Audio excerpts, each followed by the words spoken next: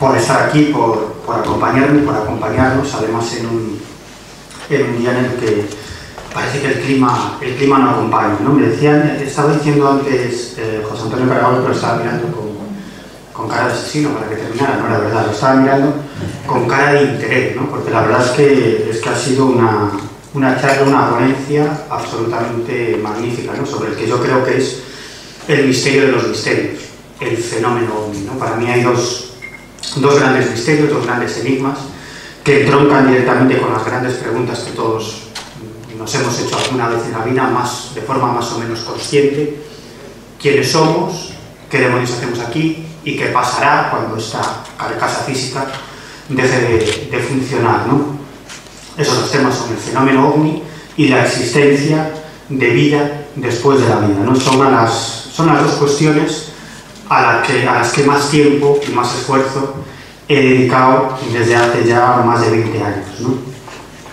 Y uno de mis mejores amigos y que ha trabajado conmigo siguiendo este tipo de casos se llama Carlos Fernández, que es el coautor conmigo de este libro, de Nos vemos en el cielo, y ese libro tiene una historia muy curiosa porque en cierta ocasión Carlos y yo nos planteamos, estábamos charlando sobre la enorme cantidad de casos que hemos recopilado de personas que aseguran haber visto a algún amigo o familiar fallecido que se presentaba ante ellos, ¿no? Y tenemos pues infinidad de casos, cientos de casos que hemos recopilado a lo largo de los últimos 20 años, ¿no? Y entre ese universo de casos contábamos con un par de ellos en los cuales los, entre comillas, fantasmas no eran seres humanos, sino que eran animales, ¿no? Animales de compañía que habían compartido la vida con un humano o con unos humanos, ¿no? Y nos planteamos por qué demonios habíamos relegado esos casos al cajón de la mera anécdota, ¿no? Y nos planteamos, oye, ¿es posible que existan más casos de este tipo de los que nos creemos?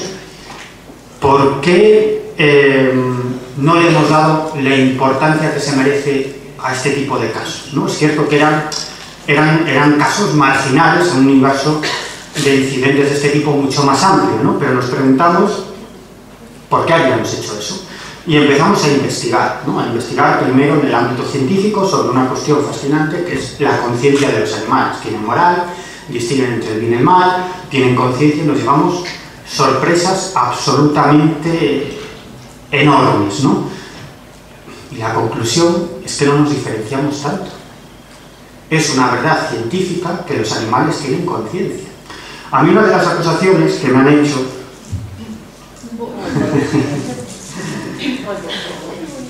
una de las acusaciones que me han hecho con este libro, que nos han hecho con este libro, es que humanizamos a los animales, ¿no? Pregunto, ¿por qué? Me dice, hombre, a ver, ¿no? Esta imagen es muy tierna, ¿no? Voy a alucinar con esta. Bueno, son imágenes muy tiernas, ¿no? Pero los que me acusan de humanizar a los animales me dicen, hombre, es que los animales matan para comer, es que se matan por el territorio, es que los machos se pelean por las hembras y llegan a matarse, ¿no? Y yo digo, vale, entonces, por esa regla de 3, ¿por qué humanizamos a los seres humanos, ¿no? Claro, nosotros no matamos para comer, ¿no? El filete de nuestro plato viene de Carrefour, ¿no? Y nosotros no matamos, ¿no? Nosotros no nos peleamos por poder, por cuestiones geoestratégicas, no matamos por celos, ¿no? No matamos por rencor, ¿no? A veces matamos por el simple placer de matar, algo que no hacen los animales, ¿no? Entonces, bueno, yo creo que es una verdad científica, que los animales tienen conciencia y tienen moral, luego hablaremos si nos da tiempo sobre ello, y que no son tan diferentes a nosotros, los vemos casi como si fueran robots, como unos objetos, ¿no? Y esto parte de muy atrás, de hace cientos de años, cuando, por supuesto, se arrebató a los animales la posibilidad de que tuvieran alma, y por lo tanto, si no tenían alma, no tenían el soplo divino, pues tampoco padecían ni sufrían, ¿no? Era casi como una especie de máquina, como una especie de robots, ¿no? Y desde entonces a esta parte, hombre, sabemos que eso no es verdad, pero en el fondo de nosotros siempre queda ese pozo, ¿no? Diferentes asociaciones en defensa de los derechos de los animales dicen algo muy interesante, ¿no? O personajes muy relevantes que se han dedicado a mostrar las barbaridades que estamos haciendo con los animales, ¿no? Ellos dicen, es una cuestión de paradigma, ¿no? Hace 200 años seguramente había personas magníficas, grandes ciudadanos, magníficos ciudadanos, muy solidarios con sus semejantes y que en su plantación tenían trabajando a esclavos, ¿no? A negros, porque no los consideraban ni siquiera humanos, ¿no? En cierto modo, ese cambio, ese paradigma podemos trasladarlo a la actualidad y los esclavos serían los animales, ¿no? En el fondo, es una cuestión de punto de vista. Los animales tienen relaciones sociales, aman y odian, se pelean, quieren, están tristes, están contentos, saben lo que está bien y lo que está mal, ¿no? Poseen una moral básica. ¿En qué se diferencian de nosotros? Y sobre todo tienen sistema nervioso. Es decir, podemos discutir de muchas cosas, si tienen alma, si tienen conciencia, pero lo que es indiscutible es que tienen sistema nervioso.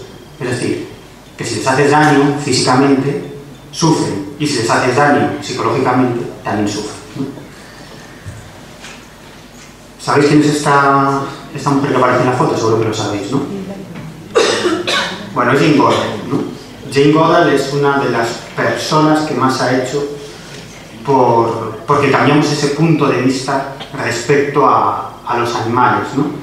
Jane Goodall es premio Príncipe de Asturias de la Investigación Científica y Técnica, es una vegetariana estricta, ha sido fundadora y presidenta de algunas de las asociaciones más importantes en defensa de los derechos de los animales, y ella estuvo trabajando 55 años en un parque nacional en Tanzania, el Parque Nacional Gombe Stream, estudiando el comportamiento de los chimpancés, ¿no? Ella se tiraba meses y meses y meses en la más completa de las soledades, en el medio de la selva, estudiando el comportamiento de estos animales, ¿no? de los chimpancés, de estos primates. Y ella escribió un artículo en su momento que dio mucho que hablar, ¿no? Recibió numerosas críticas, ¿no? Y veréis por qué, ¿no? Se titulaba Espiritualidad en los primates. Y ella, en ese artículo, decía lo siguiente: muchos teólogos y filósofos sostienen que solo los seres humanos poseen alma. Mis años en el bosque con los chimpancés me han llevado a cuestionar esta suposición. Día tras día me encontraba únicamente en compañía de mis amigos los animales, los árboles, los arroyos, las montañas, las tormentas y el impresionante cielo nocturno plagado de estrellas. Me hice una con el mundo. Aparte de los cambios del día a la noche o de la temporada seca a la húmeda, el tiempo dejó de ser importante para mí. Aquellos fueron momentos de una percepción cercana a la experiencia mística, por lo que entré en comunión con un poder espiritual que sentía a mi alrededor, ese poder que es objeto de culto como Dios, Alá, Tao, Brahma, el gran espíritu, el creador. Allí, en la selva, llegué a creer que todos los seres vivos poseen una chispa de ese poder espiritual. Nosotros los humanos, con nuestras mentes únicas y sofisticadas y nuestro lenguaje hablado, que nos permite compartir y discutir ideas, denominamos alma a esa chispa divina presente en nosotros mismos. Me pregunto si puede ocurrir algo similar a los chimpancés o a cualquier otro ser sapiente, ¿no? La conclusión de Jane Goodall es que efectivamente es así. De hecho, ella observó, tanto ella como otros primatólogos y antropólogos, fueron testigos de un extraño comportamiento, en este caso de chimpancés, pero también en otros primates, ¿no? Y esto tiene un nombre, este extraño comportamiento. Los antropólogos, los primatólogos lo han denominado el baile de la cascada, ¿no? Y es una especie de estado expandido de conciencia en el que entran determinados primates ante la visión de ciertas maravillas de la naturaleza, ¿no? Algo que también nos sucede a los seres humanos, ¿no? Sería una suerte de experiencia mística, ¿no? Por ejemplo, esto se ha reportado, se ha visto en muchas observaciones de campo cómo actúan, por ejemplo, los chimpancés ante una cascada, ¿no? Es más o menos habitual que ellos miren fijamente a la cascada y de pronto comiencen a acelerar su ritmo, ¿no? Su trote. Se les eriza todo el pelo, todo el vello del cuerpo, se meten dentro del agua y comienzan, se colocan en posición erecta y comienzan a balancearse, ¿no? De un pie a otro, de un pie a otro. Incluso llegan a lanzar piedras en una especie de estado místico al interior de esa cascada e incluso se suben a unas lianas y traspasan, ¿no? ese agua, esa cascada de un lado a otro. Esta forma de actuar puede durar entre 10 y 15 minutos tranquilamente, ¿no? Ahora os hablo de mi amigo. Para Jim Goodall y para otros primatólogos y para otros antropólogos es una especie, este comportamiento es una especie de ritual proto-religioso. Es decir, que todo parece indicar que los animales sí tienen cierto conocimiento o realizan ciertas prácticas religiosas o proto-religiosas. Es más, incluso poseen ciertos conceptos sobre la existencia del más allá y de lo que sucede después de la muerte. Y eso los antropólogos lo saben porque se lo han preguntado a algunos gorilas. Luego os hablaré de eso, que es también muy interesante, ¿no? Antes os hablaba de la conciencia. Este es uno de mis mejores amigos. Se llama Lucas, ¿no? Como veis es un conejo. No hay nada más relajante que pasarle la mano por encima, ¿no? Yo suelo darle todas mis conferencias y es el único ser vivo que es capaz de permanecer atento a todas mis conferencias. Totalmente atento. Yo creo que las entiende, ¿no? Yo creo que es el único ser vivo que las aprecia verdaderamente, ¿no?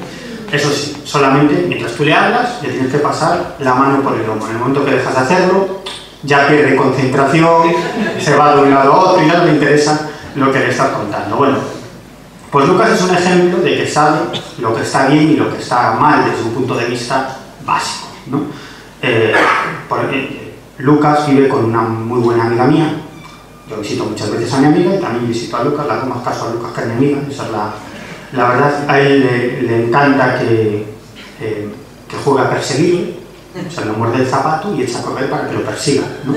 A veces jugamos a los saltos, yo salto y él salta, ¿no? A ver quién hace el salto más estrambótico, ¿no? Es un tipo inteligente. Y a él hay una cosa que le pega, bueno, es un roedor y le encanta morder todo, ¿no? Y sobre todo lo que más le gusta es morder las esquinas de la casa, ¿no? Lo que pone de los nervios a mi amiga, ¿no? Y yo he visto un comportamiento en Lucas que es fascinante, ¿no? Él se dedica a morder las esquinas de las paredes cuando nadie lo ve, ¿no? Lo estoy observando con el rabillo del ojo, pero hago como si no me entero, ¿no? Y cuando mi amiga pues, está haciendo cualquier cosa, sale de la cocina y va hacia el lugar en el que se encuentra Lucas, disimula, ¿no? Así como estaba por aquí, mirando las paredes que son muy bonitas, ¿no? Y cuando se da vuelta vuelve a la suya a correr, ¿no? Es decir, es un tipo inteligente. Bueno, una de las cosas que hicimos con este libro, una de las primeras cuestiones es nos preguntamos, desde un punto de vista religioso, filosófico, ¿qué opinan o cuál es el dogma de las diferentes religiones, filosofías, fes y creencias sobre el asunto este del alma de los animales, ¿no? Empezamos por la Iglesia Católica, ¿no? Desde el punto de vista dogmático de la Iglesia Católica, los animales no tienen alma, ¿no? Solamente los seres humanos. Aún así, determinados pontífices, determinados papas, han realizado declaraciones que han puesto eso en duda, porque vosotros sabéis que el Papa es infalible, ¿no? El Papa no se equivoca, lo que dice el Papa, nunca mejor dicho, va a misa, ¿no? Es dogma de fe, ¿no? Entonces, si lo dice el Papa, pues es verdad, ¿no? El Papa Juan Pablo II, que quiere todo el mundo, hizo... El Papa Juan Pablo II decía algo muy interesante. Yo no soy sospechoso de tener simpatía por la Iglesia Católica, pero el Papa Juan Pablo II decía una frase que yo creo que tiene mucho sentido, ¿no? Decía, no tengáis miedo, ¿no? Frase más estúpida y más simple, pero es verdad, ¿no? Dejamos de hacer muchas cosas en nuestra vida por el miedo, ¿no? Por el miedo a que dirán, por el miedo a lo que pensarán otras personas, por el miedo a que nos salga mal, ¿no? Y a mí yo creo que es una frase con la que yo siempre me quedo, ¿no? No tengáis miedo. Bueno, pues el Papa Juan Pablo II, el 10 de enero del año 1990, hizo la siguiente declaración. Los animales también tienen un aliento vital recibido por Dios. Bajo este aspecto, el hombre, salido de las manos de Dios, aparece solidario con todos los seres vivientes. Así, el Salmo 103-104 no establece distinción entre los hombres y los animales cuando dice, dirigiéndose al Dios creador, todos ellos de ti están esperando que les des a su tiempo su alimento. Tú se lo das y ellos lo toman. Luego el salmista añade, les retiras tu soplo y expiran, y a su polvo retornas. Envías tu soplo y son creados, y renuevas la faz de la tierra. Por consiguiente, dice Juan Pablo II, la existencia de las criaturas depende de la acción soplo del Espíritu de Dios, etcétera, etcétera, etcétera. Es decir, claro, sabéis que no hay una cosa que nos ponga más cachondos a los periodistas como el titular, ¿no? Entonces muchos periódicos abrieron con el Papa Juan Pablo II abre el cielo a los animales, ¿no? Y os podéis imaginar los exégetas de la Iglesia, los teólogos comenzaron a discutir, ¿no?, enconadamente sobre qué había querido decir el Papa con eso y si en realidad estaba queriendo decir que los animales tenían alma, ¿no? Hubo toda una discusión teológica alrededor de estas declaraciones del Papa. Este es Pablo VI, ¿no? Pablo VI también tiene otra anécdota. Él estaba un día por los pasillos del Vaticano y se encontró a uno de sus empleados con su hija, ¿no? Era una niña pequeña que estaba llorando. Y Pablo VI le pregunta, bueno, ¿qué te pasa? Y el padre le explica, no, como le diría, señor pontífice o su santidad. Dice, se le ha muerto el perro y está muy triste. Y Pablo VI le dice, no te preocupes, hija mía, tu perrito está en el cielo y ya dentro de muchos años, cuando tú vayas al cielo, te reunirás con él, ¿no? El Papa iba rodeado de gente, ¿no? Y eso acabó filtrándose, ¿no? Lo que dice el Papa, a misa. Con lo cual el Papa nunca se equivoca, es infalible, ¿no? Con lo cual, bueno. También el Papa Francisco hizo unas declaraciones en este sentido muy curiosas, pero bueno, no nos vamos a parar. Las iglesias protestantes, ¿no? Bueno, ¿qué opinan las iglesias protestantes sobre este tema? Bueno, iglesias protestantes hay muchas, nosotros nos centramos en quizás la más importante, que es la iglesia anglicana, que es mayoritaria en Inglaterra, ¿no? Y entrevistamos a Francisco Javier Alonso, que es el número 2 de la Iglesia Anglicana en España, y él defiende que los animales tienen alma, ¿no? Y para ello se basa en determinados pasajes bíblicos que apuntarían en ese sentido, ¿no? Es muy curioso, ¿no? Os voy a leer, aunque sea un trocito. Por ejemplo, Eclesiastés 3:19, leemos, el destino del hombre es como el de los animales. El mismo destino les espera a los dos. Como muere uno, así muere el otro. Todos tienen el mismo aliento. El hombre no tiene ventaja sobre los animales, ¿no? Bueno, tanto este pasaje como otros muchos que encontramos a lo largo del Antiguo y el Nuevo Testamento son la base en la que justifican Francisco Javier Alonso y otros sacerdotes y protestantes de diferentes iglesias protestantes que los animales verdaderamente tienen alma. Desde el punto de vista de la Iglesia anglicana, esto no es un dogma de fe, por lo tanto, los fieles tienen libertad de creencia para opinar que los animales tienen o no tienen alma, ¿no? Bueno, ese señor que veis aquí se llama Juan Carlos Ramchandani, él es sacerdote hindú, es de padre católico y madre hindú. Él estuvo muchos años viviendo en la India y estudiando esta religión, ¿no? Y es muy curioso, ¿no? Porque desde el punto de vista del hinduismo, evidentemente los animales tienen alma. Ellos creen en la reencarnación y desde el punto de vista del hinduismo, los animales tienen alma fundamentalmente porque todos hemos sido animales, ¿no? Es decir, ellos conciben la rueda de la reencarnación como una especie de ascenso, ¿no? Es decir, primero son los reptiles, luego las aves, luego los mamíferos, es decir, que todos hemos sido reptiles, que todos luego hemos sido aves, que todos luego hemos sido mamíferos, hasta reencarnar por primera vez en seres humanos, ¿no? Desde ese punto de vista, evidentemente, todos los animales tienen alma. Incluso es posible que un ser humano pueda reencarnar en un animal por mal comportamiento e incluso por maltratar a un animal. Esa es una de las razones por las que puedes reencarnar en animal. Pero desde el punto de vista del hinduismo, los animales no tienen conciencia, es decir, no pueden acumular karma, positivo o negativo. Es decir, como no tienen conciencia y no saben lo que está bien y lo que está mal, pues ellos actúan simplemente llevados por su instinto. Por lo tanto, bueno, no pueden saber lo que está bien y lo que está mal, entonces es como una especie de reencarnación automática, ¿no?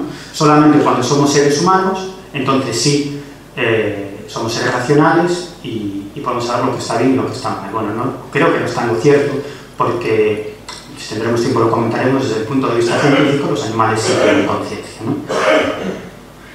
Este es un lama, el lama Geshe Choeden. Entrevistamos a varios lamas para saber la opinión del budismo, en este caso el budismo tibetano, sobre esta cuestión del alma de los animales, ¿no? El budismo tibetano coincide en algunos aspectos con el hinduismo, pero no en todos, ¿no?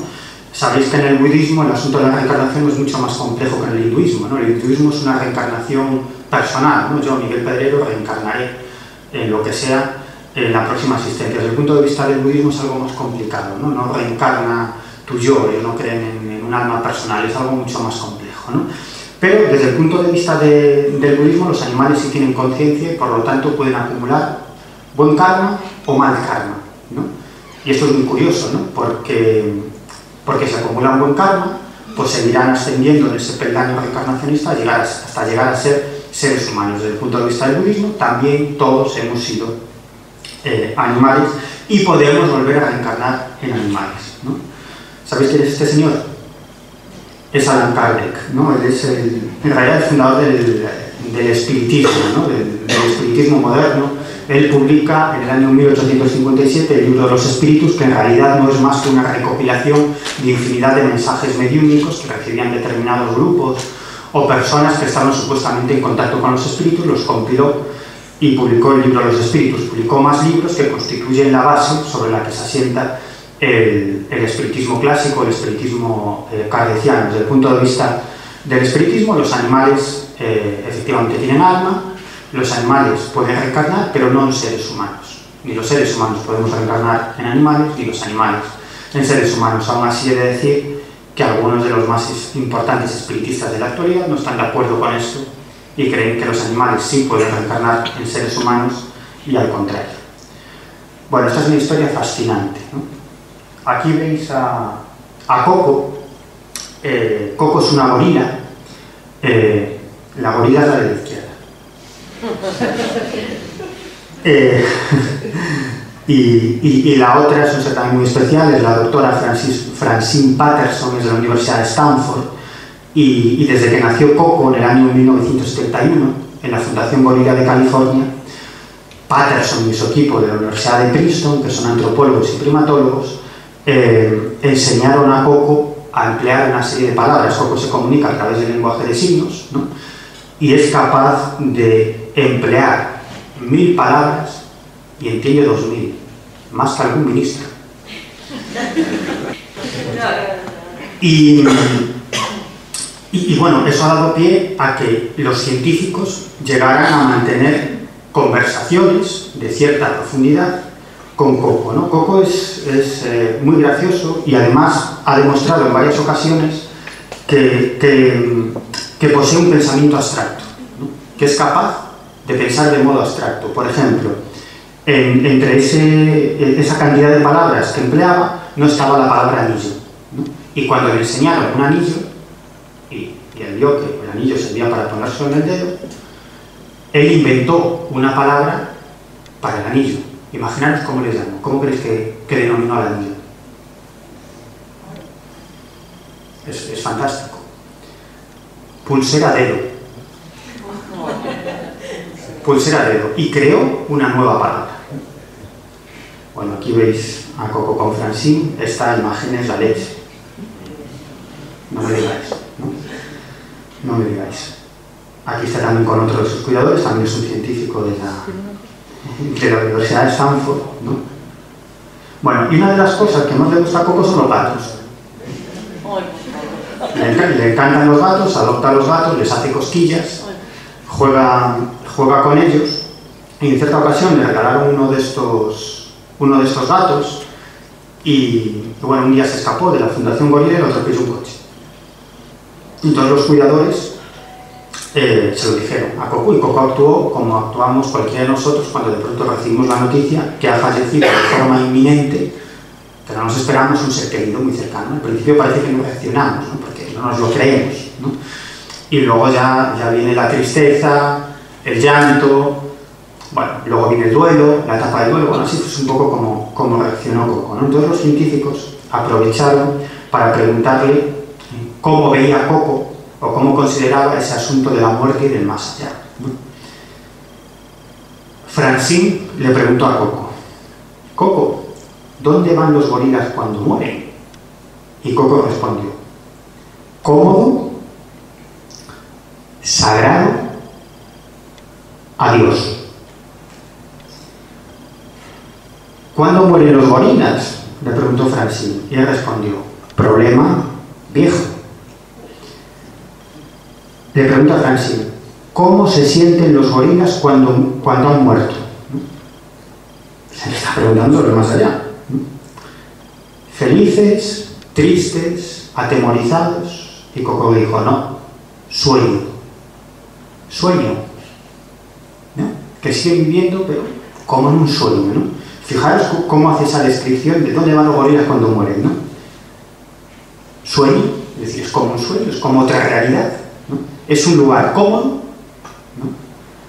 Es un lugar sagrado. Los científicos no tienen tampoco demasiado claro qué quiere decir Coco hasta qué punto entiende el significado de sagrado, ¿no?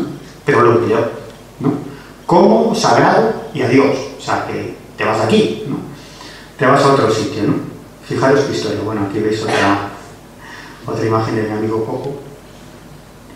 Bueno, de nuevo es Jane Goddard, ¿no? Os decía antes que Jane Goddard tuvo la oportunidad de observar en varias ocasiones ese famoso baile de la cascada, ¿no? Que también pudo observar este señor que veis aquí, que se llama Franz de Waal, ¿no? Que actualmente es el primatólogo más prestigioso del mundo y está considerado una de las 100 personas más influyentes del planeta, precisamente porque sus estudios sobre el comportamiento de los primates dicen mucho sobre el carácter profundo y la psicología profunda de los seres humanos, ¿no? Y Franz de Waal tiene un libro maravilloso que editó una editorial que se llama Editorial Tusquets, ¿no? Esto, cuando lo hago a mis editores, se le ponen los pelos como escarpias, ¿no? Porque hablo de otros libros, no del mío, ¿no?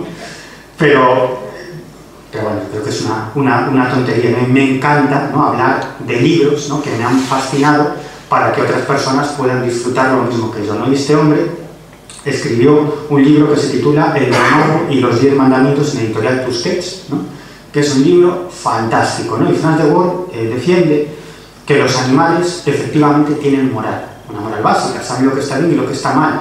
Es decir, un primate o un elefante o un conejo sabe que si ataca a un congénere para quitarle la comida, está actuando mal, ¿no?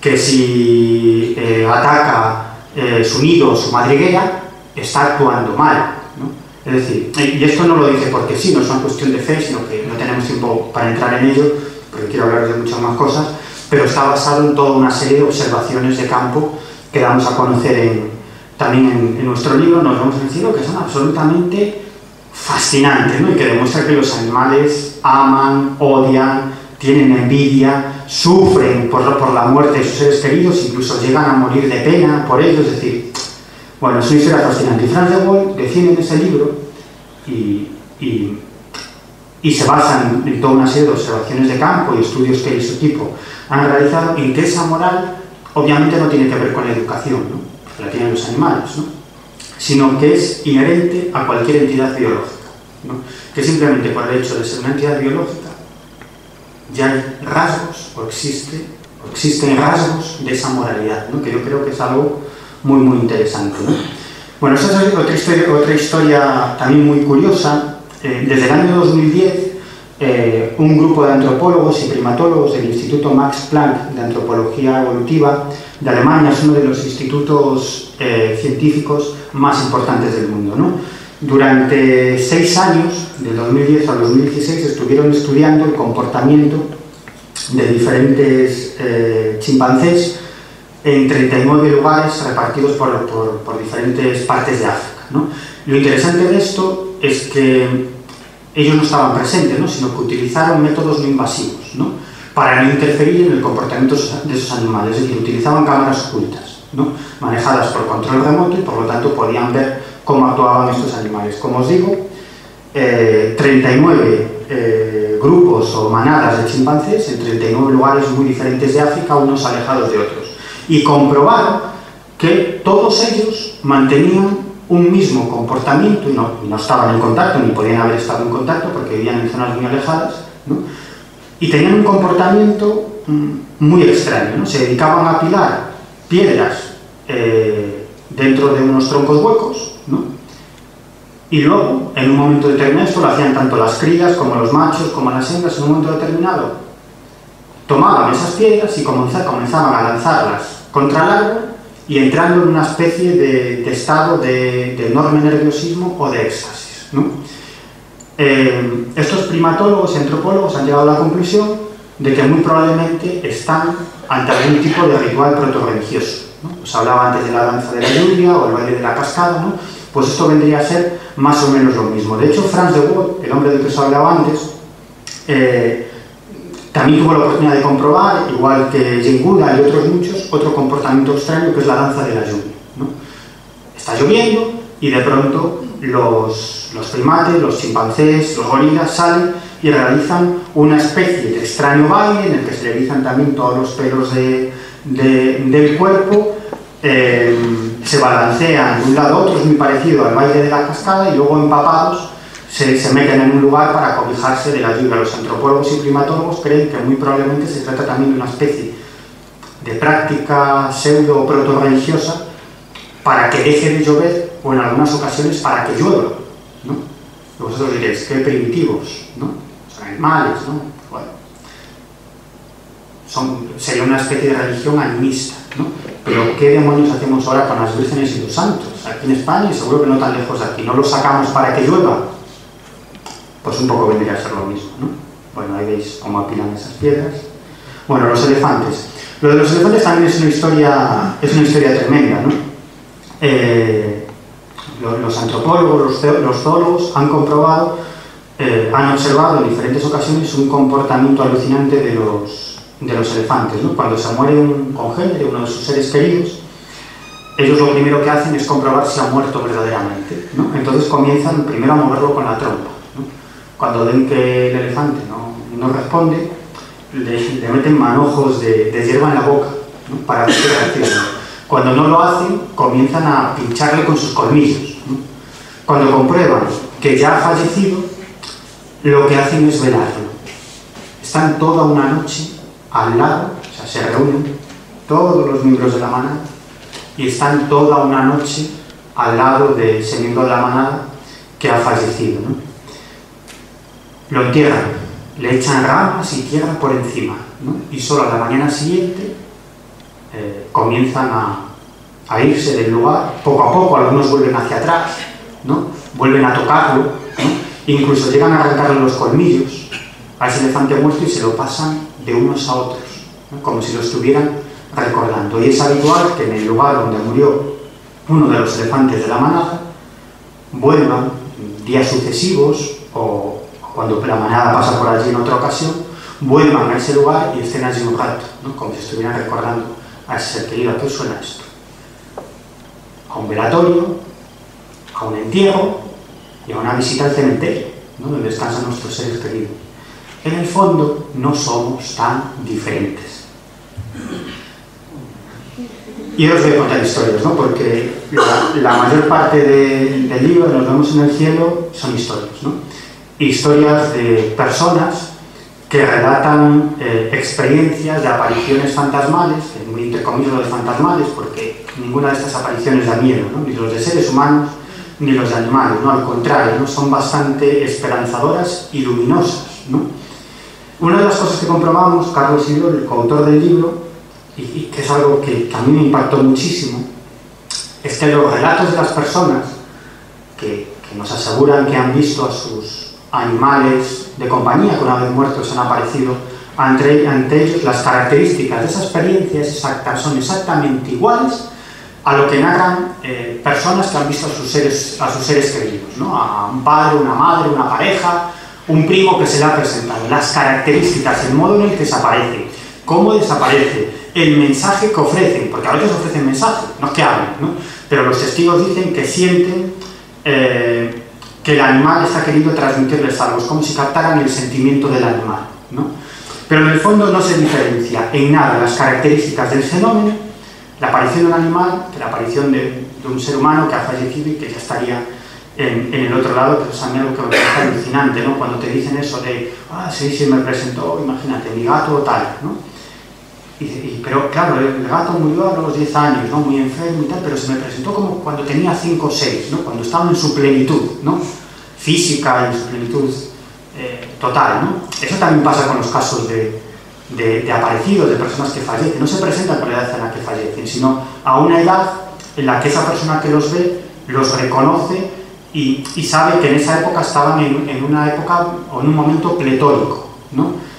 También que esa luz que desprenden, la forma de aparecer y desaparecer, como si tuvieran prisa, ¿no? Que esa es una de las características de las apariciones, como si hubiera alguien, un relojero del más allá que le está diciendo, bueno, esto es una excepción, pero vuélvete para aquí, que tú estás en este lugar, no esa prisa, ¿no? Como que tengo que irme ya, ¿no? Solo he venido para esto y me voy, ¿no?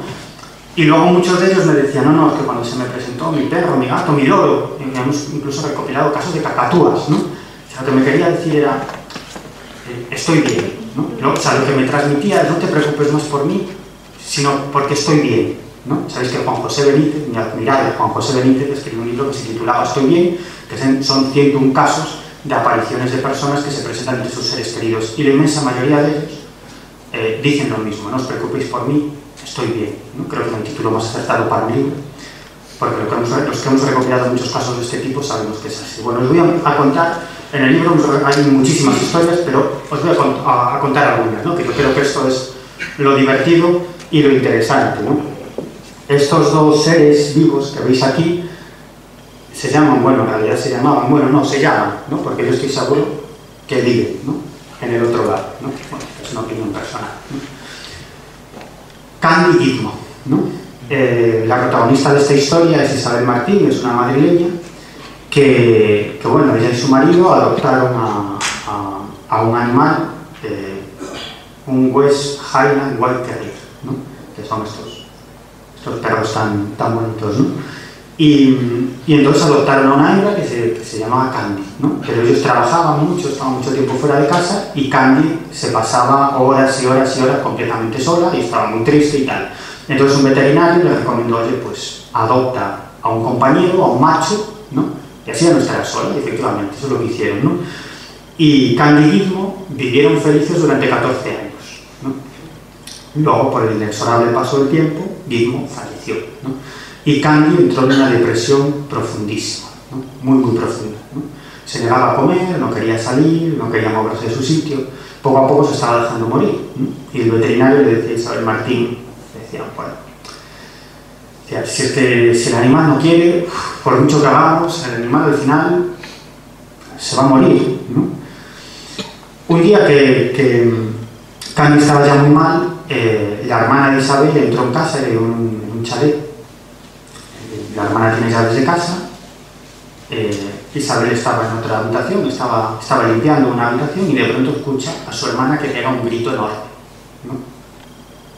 Sale de la habitación y se encuentra a su hermana que le dice, acabo de ver a Gizmo entrando en la habitación donde está Candy, ¿no? Inmediatamente, bueno, corren hacia allí, ¿no? Entran en la habitación y Gizmo no está Candy, ¿no? Candy está completamente dormida, ¿no? Yo le pregunté, hombre, ¿no pudo haber algún error y pudo haber sido Candy? Es imposible, porque Candy prácticamente ni se movía, Candy estaba dormida y, hombre, se diferenciar entre uno y otro, no solamente hay una diferencia de color, sino también de tamaño, ¿no? Entre los dos. Y ella me decía que era Gizmo, ¿no? Pero no era vaporoso, no era Gizmo, como tal, que salía de una habitación, recorría el pasillo y entraba donde se encontraba su compañera de toda la vida, Candy, ¿no? O sea, era Gizmo, que, bueno, iría a visitar a Candy, ¿no? Y Isabel pensó, estos que se la viene a llevar. ¿Qué te juegas a que no tarda mucho en fallecer? Efectivamente, poco después, Candy fallece, ¿no? Este es un caso también habitual en los incidentes de personas que están en proceso de tránsito, ¿no? Es decir, bueno, lo que se ha dado a llamar enfermos terminales, ¿no? y que esto saben mucho los médicos y profesionales de la salud que trabajan en hospitales y en centros de paliativos, ¿no? De cuidados paliativos, ¿no? A veces los pacientes, ¿no? Pues dicen que ven a sus familiares fallecidos que los vienen a buscar, ¿no? Los tranquilizan y los vienen a buscar, ¿no? No hay mucha diferencia entre lo que le sucede a los animales y lo que nos sucede a nosotros, ¿no? Bueno, esta es la historia de Rufo, también es muy interesante. La protagonista es Marian, no sé si me escucháis, porque a veces me escucho más y a veces menos. La protagonista es Marian, es también una madrileña y bueno, Rufo vivió con ella durante muchísimo tiempo y bueno, como nos va a pasar a todos, pues pasó su tiempo y falleció, ¿no? Al final tuvo que sacrificarlo porque lo estaba pasando muy mal al mar, tuvo un derrame cerebral y bueno, que el animal estaba muy mal, lo alimentaba con una jeringuilla, tenía dolores por todo el cuerpo, solamente era capaz de dormir si dormía encima de ella, encima de Marian, si no se tranquilizaba. En un momento determinado pues dijo, ya está bien de sufrimiento, es que ya no hay nada que hacer, y hubo que ponerle la inyección de tal para que dejara de sufrir, ¿no? Pocas horas después de la muerte de Rufo, Marian se acuesta, logra dormirse en plena madrugada y tiene un sueño, ¿no? Y en el sueño ve a Rufo que va muy contento hacia ella, ¿no? Como siempre cuando ella entraba en casa, ¿no? Bueno, no deja de ser una experiencia onírica y ella me cuenta que bueno, eso le causó cierto bienestar, ¿no? Es decir, bueno, no sé si ha sido un sueño o no, pero parece que está bien, ¿no? Pero es que 4 o 5 días después vuelve a tener un sueño con Rufo y en esta ocasión lo ve retraído y enfadado con ella, ¿no? Como diciendo, oye, que hace tiempo que me has abandonado, hace tiempo que no te veo, no sé nada de ti. En principio estamos hablando de un sueño. Ella cuenta que ve al fondo a un hombre, ¿no? que está como vigilando a Rufo, ¿no? Y que dice una frase dirigiéndose a alguien, ¿no? Dice, no me parece buena idea dejarlos a solas. Es lo que ella dice escuchar, ¿no? Entonces, bueno, ella se ve como en un sillón, se sienta, Rufo al final parece que se le va un poco el enfado, se sube encima de ella y se coloca como hacía habitualmente cuando dormían juntos, ¿no? Sobre todo cuando Marian echaba una siesta, Rufo se ponía a dormir con ella, siempre de la misma manera, se tumbaba a lo largo de su brazo, ¿no? Y ponía sus patas tocándole la cara, su cabeza en su hombro, en el hombro de Marian, y el cuerpo, como os digo, desplegado a lo largo del brazo de Marian, ¿no? Bueno, se le echa así y Marian se despierta, ¿no? Estaba echando una siesta, ve el reloj, eran las 6 de la tarde, ¿no? Pero es que nota el peso de Rufo en su brazo y comienza a acariciarlo. Ya me dice que es Rufo, ¿no? Se despierta plenamente, está completamente despierta, son las 6 de la tarde, está así hasta las 7 de la tarde, hasta que empieza a hablarle a Rufo y le dice, oye, te tienes que ir ya, más que nada, porque el brazo se me está quedando como un palo, ¿no? Ya le dolía el brazo, se le había dormido por el peso de Rufo. Dice que poco a poco fue desapareciendo ese peso y ella está convencida de que no es un sueño porque es que no se volvió a dormir, estaba plenamente despierta y se despertó de la siesta y siguió a lo suyo, ¿no? Unas semanas después vive otra experiencia, que es la experiencia de la despedida definitiva, ¿no? Cuando Rufo vivía, Rufo dormía en su misma habitación, ¿no? Tenía allí su camita, y cuando Marian se levantaba, pues lo primero que hacía, como todo mortal, es ir al baño, ¿no? Y Rufo aparecía poco después dando tumbos, ¿no? Todavía con cara de sueño, ¿no? Como diciendo, joder, con lo bien que estábamos ahí dormiditos, ¿no? ¿Por qué te vienes ahora a despertar, ¿no? Y Rufo entraba al baño y se ponía pues a esperarla, ¿no? Si ella estaba haciendo sus necesidades en la taza del váter, pues el perro se ponía a sus pies y se estaba duchando, pues esperaba que saliera de la ducha. Bueno, y una de estas mañanas, ya hacía tiempo que había muerto Rufo, hace unas semanas, se sienta en la taza del váter y ve que entra Rufo, como siempre. Y es muy curioso porque dice que a medida que Rufo iba entrando en la habitación, se iba, en este caso en el cuarto de baño, se iba difuminando, ¿no? Le roza la pierna, ella siente a Rufo como le roza la pierna, se sienta a su lado y se desvanece, ¿no? Nunca más volvió a ver a Rufo. Sí volvió a soñar con él 4 o 5 meses después y ya lo veía muy contento, plenamente o aparentemente adaptada a su vida en el otro lado. Y Marian, os aseguro que no es una persona que crea en fantasmas o en historias, una persona muy imaginativa, sino que tiene un trabajo muy de pisar tierra, y ella da clases en la universidad, ¿no? Por lo tanto, no es una persona fantasiosa, y ella está completamente convencida de lo que dice. Bueno, esta es otra historia fantástica. Yo tengo una buena amiga que se llama María. Ella es medium, es de esos mediums de verdad, es decir, de esas personas que desde su más tierna infancia han visto entidades del otro lado, ¿no? Esto a ella le cambió la vida, y durante gran parte de su vida le causó un enorme temor, ¿no? Es decir, porque no entendía por qué se le presentaban las personas que habían fallecido y le daban mensajes a ella para que se lo transmitiera a sus seres queridos. Y ella pensaba, bueno, ¿cómo voy yo al charcutero a decirle no? Que tu tío dice que... Claro, ¿no? Bueno, el caso es que alguien le contó su experiencia, la voz se corrió, y bueno, resulta que mucha gente acude a consultarla. Ella no quiere darse a conocer porque lleva una vida muy apacible y muy tranquila, ¿no? Y no quiere que esa tranquilidad pues se rompa, ¿no? Es una persona muy, muy especial, muy buena gente. Ella, de forma absolutamente altruista, hace un trabajo que ella denomina guiar a la luz, ¿no?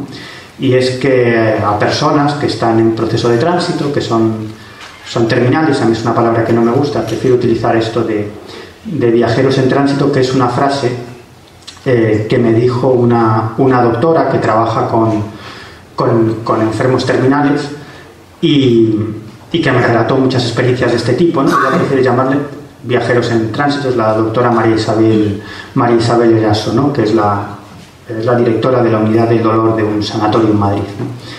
Y entonces ella ayuda a los familiares, sobre todo a los enfermos, a pasar al otro lado, como dice ella, ¿no?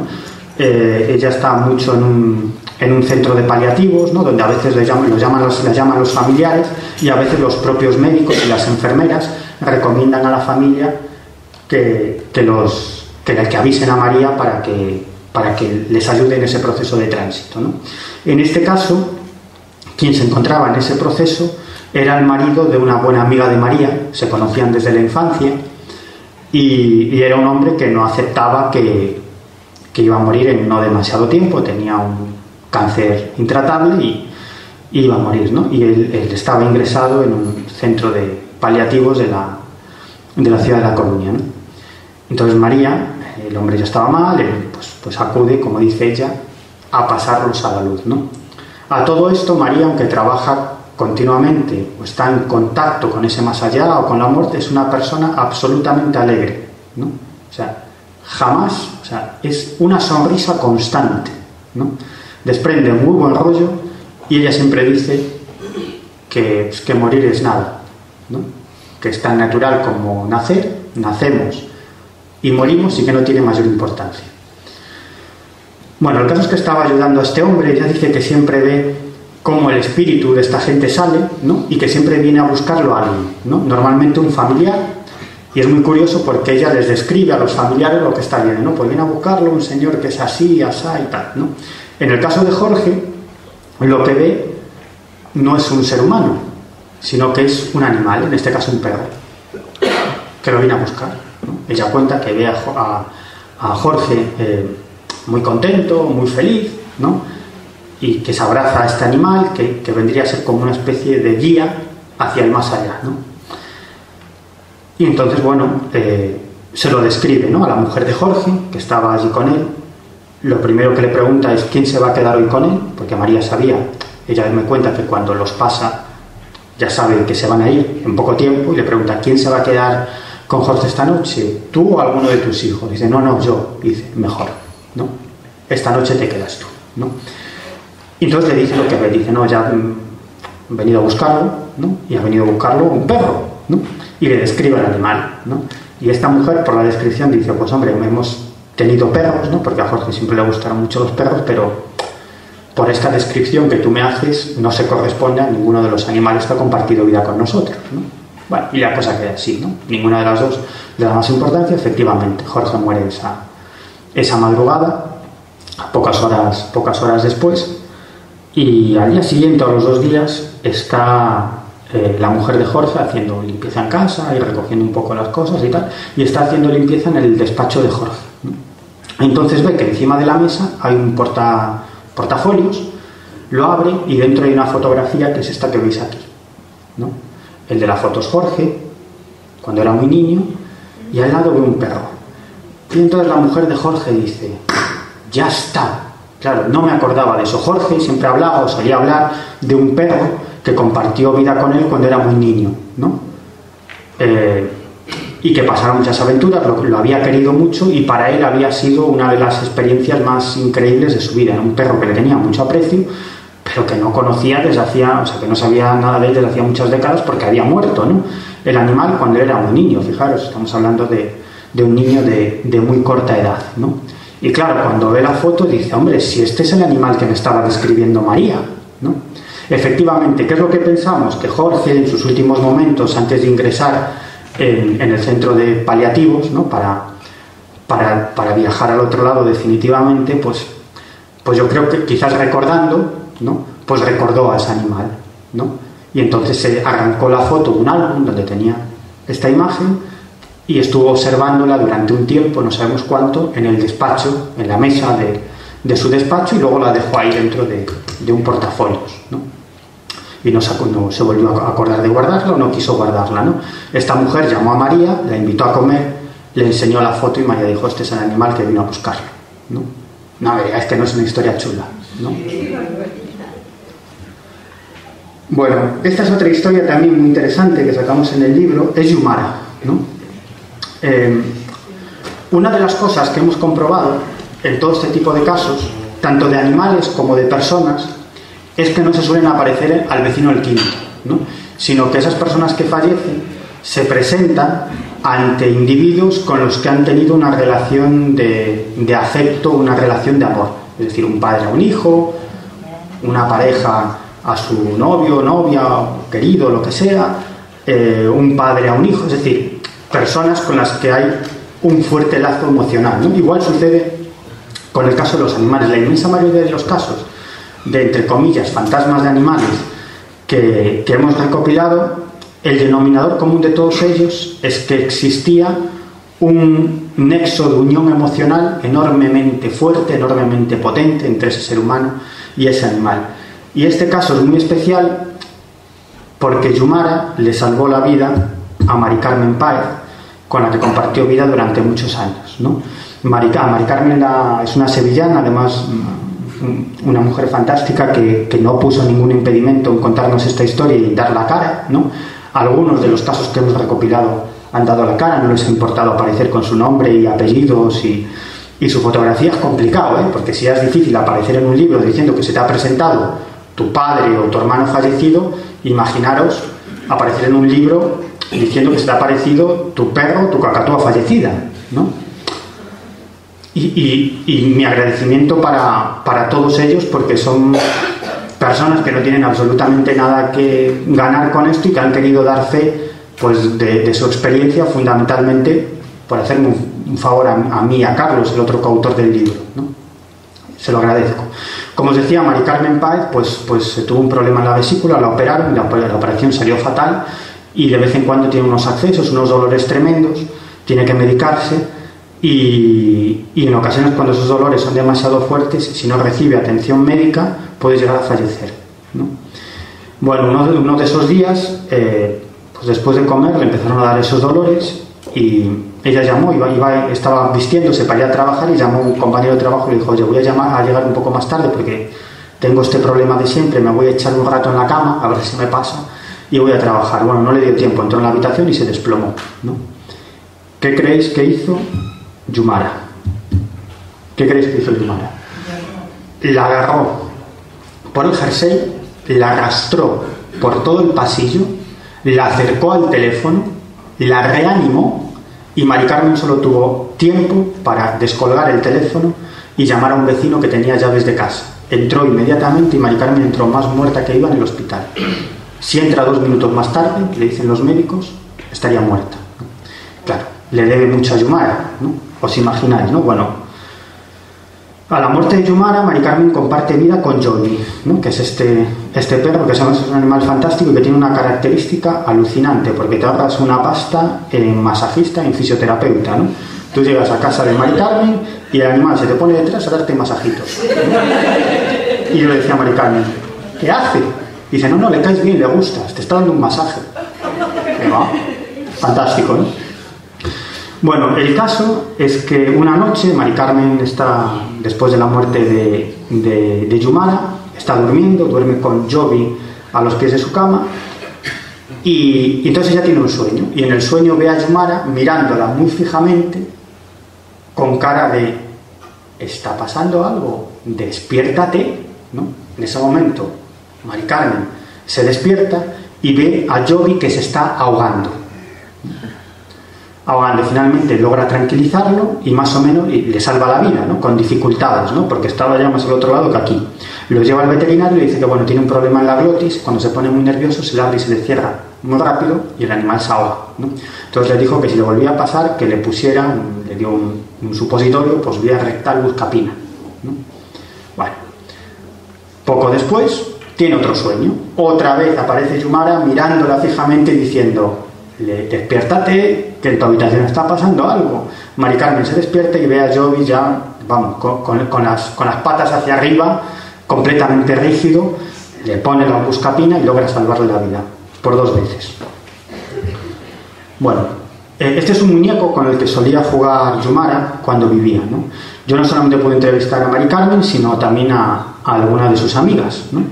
Y ahora me contaban que están en casa de Mari Carmen y este muñeco todavía lo conserva y está en un estante en otra habitación, ¿no? Que están pues, tomándose un café y tal, y de pronto escuchan muac, muac, muac, como si alguien estuviera apretando el muñeco, ¿no? Que es exactamente lo que hacía Yumara, porque jugaban a tirarle el muñeco, Yumara lo agarraba con la boca y le gustaba hacer ese típico sonido del muac, muac que hacía el muñeco, ¿no? ¿Qué pasa? De Mari Carmen, Yumara, que nos debe estar acompañando, tú estás loca, ¿no? Y me contaba que una amiga incluso llegó a levantar todos los cojines de los sillones y dice, a ver si estamos sentados encima del muñeco, ¿no? Y está haciendo este sueño, pero el muñeco estaba en otra habitación. Incluso una de las amigas de Yumara, que le ayuda con la limpieza de la casa, ¿no? Es decir, bueno, ella trabaja fuera y tal, y entonces esta amiga pues le paga un dinero y le limpia de vez en cuando la casa, pues en una ocasión salió corriendo a la casa porque escuchó los ladridos de Yumara allí a su lado, ¿no? Esto ha pasado en varias ocasiones, que están las amigas y escuchan a Yumara, y Jovi está allí con ellos, Jovi no es, y escuchan los ladridos de Yumara, ¿no? Y dice, pero es que además es que es Yumara, es ella, ¿no? Y alguna amiga salió corriendo, ¿no? Bueno, aquí es donde solía dormir Yumara, ¿no? Que ahora también es donde pues a veces está ahí Jovi, ¿no? Este era el sitio preferido de la casa de Yumara, que es aquí en esta zona del salón, y Yumara, lo veis, hay una pelota de tenis, ¿no? Yumara solía jugar con esta pelota de tenis, ¿no? Poco antes de su muerte, esta no fue la causa de su muerte, pero la atropelló un coche, y entonces tuvieron que hacer una artrodesis, ¿no? Es decir, digamos que entablillarle la pata, ¿no? O inmovilizarle la pata para que no la moviera y se le curara. Entonces el veterinario dice, oye, escóndele la pelota con la que juega, ¿no? Y procura que el animal no se mueva mucho. Entonces Mari Carmen metió la pelota en una caja y la introdujo en un armario, arriba de todo, al fondo, dentro de una puerta, abrió la puerta superior del armario y metió la caja con la pelota al fondo, ¿no? Al fondo del armario de su habitación, arriba de todo, ¿no? Y bueno, ya había muerto Yumara hacía algún tiempo, y un día ya entra en casa y se encuentra esto, la pelota en el salón, justo en el lugar en donde solía jugar Yumara, ¿no? Efectivamente la pelota no estaba en su caja, ¿no? Lo comprobó, estaba en el suelo. Y esto no le pasó en una ocasión, sino en varias ocasiones, y Mari Carmen vive sola, ¿no? Bueno, es otra historia que no se nos da tiempo a contar, pero ya la definitiva es que me cuenta Mari Carmen la despedida. Esto es muy habitual en este tipo de casos, ¿no? Que a veces dan pistas de su presencia, ¿no? Estos animales también sucede con personas fallecidas, y cuando se presentan es para despedirse, ¿no? Decir, bueno, ya me tengo que ir, ¿no? Entonces ella cuenta que estaba en casa, estaba leyendo, tomando apuntes, de pronto levanta la cabeza, estaba en el salón y dice que ve delante de ella como una especie de cortina de humo, de niebla, y al otro lado a Yumara, ¿no? Y decía que era ella, pero que estaba en su mejor época, cuando estaba físicamente mejor, ¿no? algo absolutamente habitual en este tipo de casos. Y ella dice que sentía como Yumara le estaba transmitiendo alguna serie de mensajes muy simples, ¿no? De amor, de sentimiento, ¿no? Que en el que ella sentía, notaba que venía a agradecerle todo el tiempo que habían compartido juntas, ¿no? Que no se preocupara más por ella, que estaba muy bien, ¿no? E incluso siente que le quiere decir que se presenta ante ella tal como la conoció en vida, pero que ya no es así, que Yumara no tiene esa forma, que ya no es así, ¿no? Dice que en un momento determinado ella dice que le habla y le dice: ¿puedo acercarme a ti? ¿Puedo tocarte? ¿No? Y que lo que recibe es que no, porque tiene prisa. Es como si alguien desde el otro lado, esto es muy común en este tipo de casos, estuviera con el reloj del más allá diciendo: esto es un breve instante, ¿no? Y dice que la respuesta es: no puedo, como que alguien no se lo permitía, ¿no? Y en ese momento todo desaparece y desde entonces pues no ha vuelto a saber de Yumara. Bueno, hay muchos casos, podría contar muchos. Se me acabó el tiempo, ¿no? Sí, os podría contar muchos casos. Bueno, este es cómo recogieron a este animal, es una historia de amor tremendo. Lo interesante de este caso no es tanto el caso de la aparición, sino la historia de amor que hay de unas personas que le salvan la vida a un animal que había sido absolutamente maltratado. ¿Veis cómo tiene los huesos, ¿no? ¿Veis cómo tiene los huesos? Tuvieron que, bueno, es una cosa tremenda, pero al final el animal logró recuperarse. Es una historia de amor entre especies que es tremenda, ¿no? Pero bueno, eso en otra ocasión, porque hay un compañero que viene a hablar. Simplemente para finalizar, lo que os quiero decir es lo que digo siempre, que podemos discutir sobre si los animales tienen conciencia, ¿no? Que es una cuestión que ya es, os digo, prácticamente una verdad científica, ¿no? Pero podemos discutir sobre ello. Podemos discutir, por supuesto, sobre si los animales tienen alma. Podemos discutir sobre ello, ¿no? Ahora, lo que es indiscutible, lo decía antes, es que los animales tienen sistema nervioso. Es decir, que sufren exactamente igual que nosotros, y no solamente sufren físicamente, sino psicológicamente, ¿no? Y yo creo que ese es el mensaje más importante, y lo demás pues no importa tanto, ¿no? Porque es una cuestión que se da a la discusión y el debate sobre si existe vida después de la vida, si los animales tienen alma, si pueden venir a visitarnos una vez que han fallecido igual que los seres humanos, etcétera. Pero lo que es indiscutible es que tienen sistema nervioso y sufren, y ya me callo.